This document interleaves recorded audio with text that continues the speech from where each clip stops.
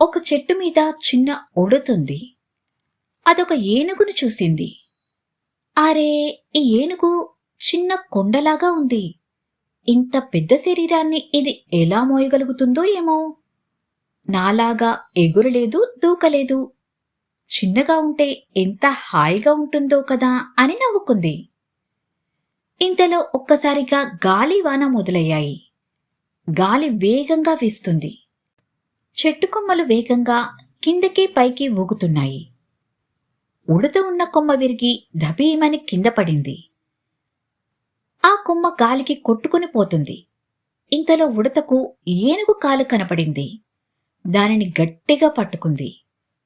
ఏనుగు ఎంత పెద్ద కాలువిచ్చినా కొంచెం కూడా కదలకుండా అలానే హాయిగా ఉంది. ఇది చూసిన ఉడత, ఈ ఏనుగే లేకపోతే నేనేమైపోయేదాన్నో కదా. ఇంతసేపు దీనిని చూసి నవ్వుకున్నాను, కాని దీనివల్లే ఈ రోజు నేను బ్రతికాను. ఇంకొకసారి దేనిని ఎగతాళి చేయకూడదు అనుకుంది.